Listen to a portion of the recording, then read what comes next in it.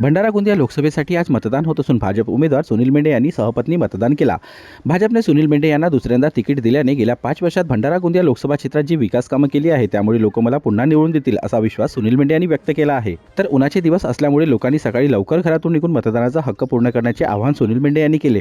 तर मी केलेल्या 5 वर्षाचे काम आणि नरेंद्र मोदी यांनी केलेल्या 10 वर्षाची कामाची पावती आम्हाला मतदार राजा नक्कीच निवडून देईल। हे निवडणूक आम्ही जिंकू असा विश्वास देखील यावेळी माध्यमांशी बोलताना मेंढे यांनी व्यक्त केला आहे। निश्चितपणे देश हिताकरिता आज मीच नाही, मी तर मतदान केलंच आहे।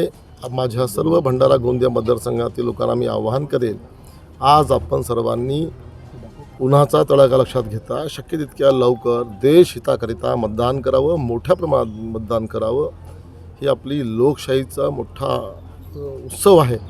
या उत्सवात सर्वांनी अबालवृद्ध ज्यांना ज्यांना शक्य होईल त्या सर्वांनी मतदान मोठ्या प्रमाणात मतदान करावं आणि ह्या लोकशाहीचा महोत्सव जो आपल्या जगातील एक मोठा लोकशाही देश आपला आहे त्याकरता सर्वांनी देश हिताकरिता मतदान करावं असं आव्हान आपल्या माध्यमातून मी सर्व नागरिकांना करतो आहे। तुमचे विरोधक सांगतात की हे ऐतिहासिक त्यांचा विजय असेल, तुम्ही काय सांगा?